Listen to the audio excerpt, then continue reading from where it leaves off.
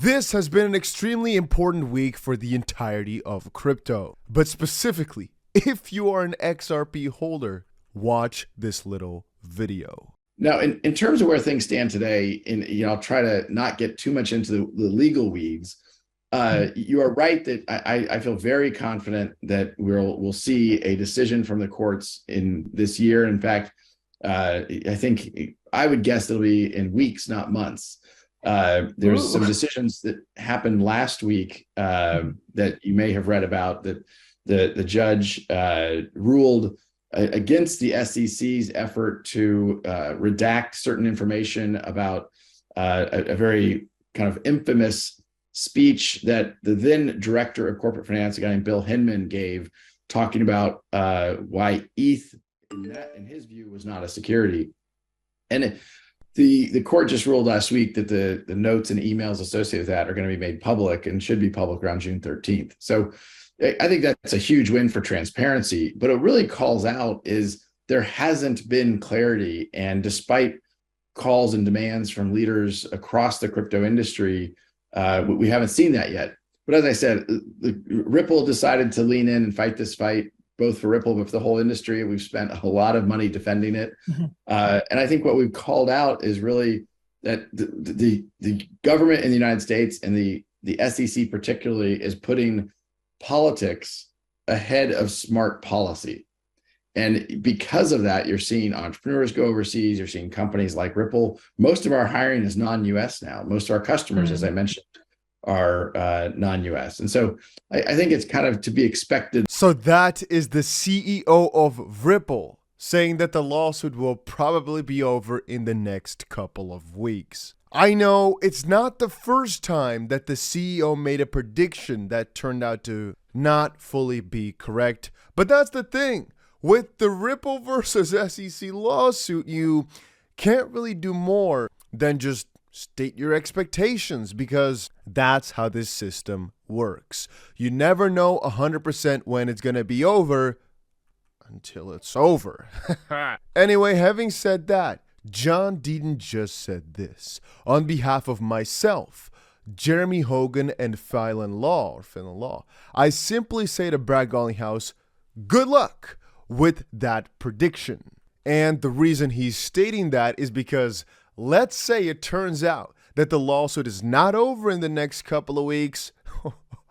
The people are going to be angry, even though it's just an educated guess and he can't be doing more than that. But you have to understand, he's very deep into all of this. So if he is saying it's probably going to be a couple of weeks, they are very far into the process. And probably all they're waiting for here is just for the judge to make a decision. And Ripple can't do more except for just to wait. Whilst we are waiting, though, it's not as if the economy is sitting still. And there are two very important things I want to show to you guys right now. First of all, apparently Germany has officially entered into a recession.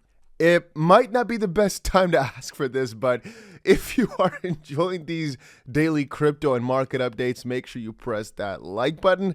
I mean, it's not as if I'm asking you to, like the German recession, but, I had to plug the like button some way.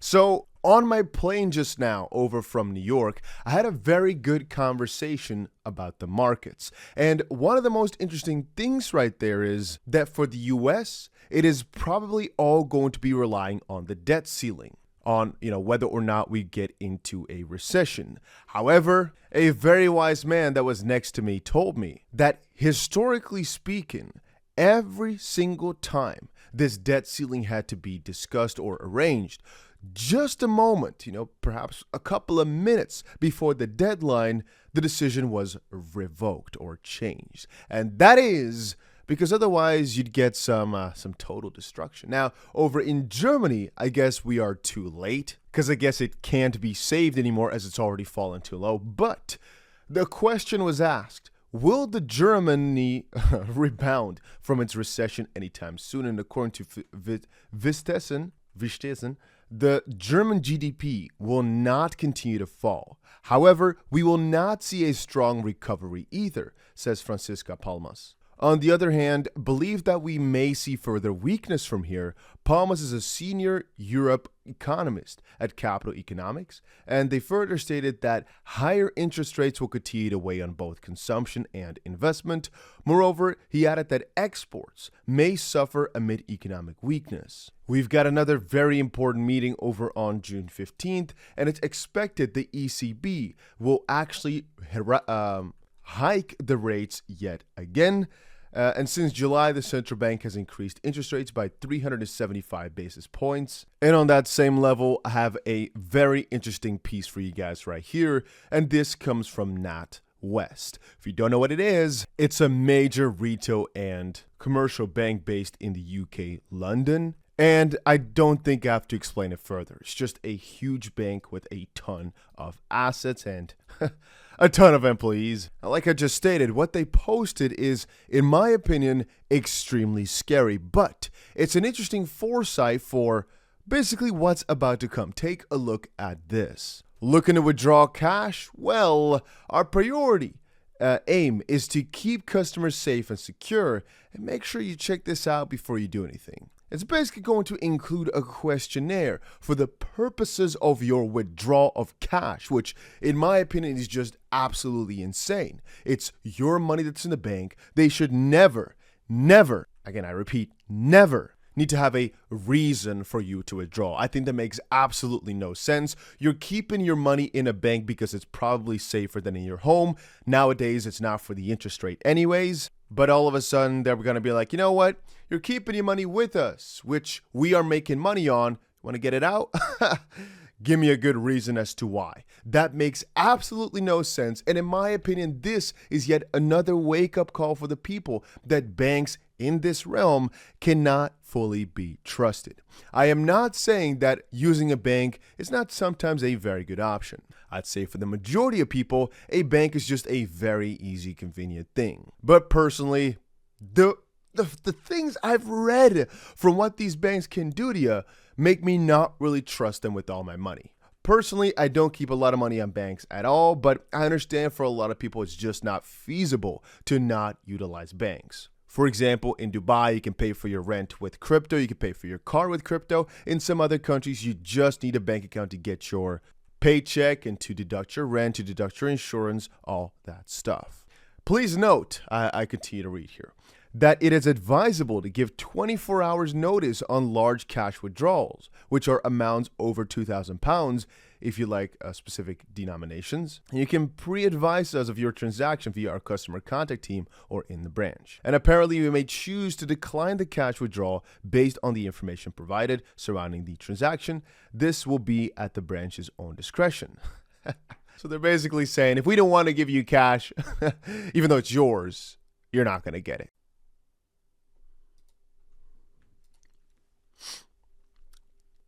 Now, to continue on with the news, something rather interesting just happened. And even though the live stream here is over, let me show you. Kwon remains in detention while he faces charges of falsifying documents, and apparently his bail was revoked, meaning even though he was out walking about, hey, I'm happy, right back to jail, right back to the detention center, because apparently he did some even more shady things. To me, it's not that important. I don't look at Kwon's live every single day. I don't really update myself with every single thing that he does. But from the perspective that he stole so much money, allegedly, let's put that out there, I do think that a lot of people appreciate whenever we talk about the fact that he's going back to jail. And then one other thing, which kind of struck me by surprise, it actually struck me by surprise a lot, was this right here having to do with Celsius assets. If you don't know what Celsius is, you might want to skip this part because it doesn't matter as much for you, but it was just a huge lender in the crypto space. A lot of people had money deposited on there before they filed for bankruptcy because of mismanagement, etc. And the ones bidding for the assets, well, that's the interesting part. I thought everybody was joking. You got to understand, the company that went bankrupt a while ago is called Celsius. Now, what do you think of when you think of Celsius? You think of degrees, and in America you think of, well, how much would that be in what? In Fahrenheit. And so when people were talking about Fahrenheit taking over the assets of Celsius, I thought they were joking. But apparently Michael Arrington, who also is the guy behind the massive XRP or Arrington XRP Capital, he said it is now public that a group, Fahrenheit Holding, has won the Celsius bankruptcy auction. The group consists of Arrington Capital, US Bitcoin Corp, and Jesse, or Noah Jesop actually, which is Proof Group, Steve Kokinos, Ravi Kaza, alongside great partners Coinbase, Valon, and others.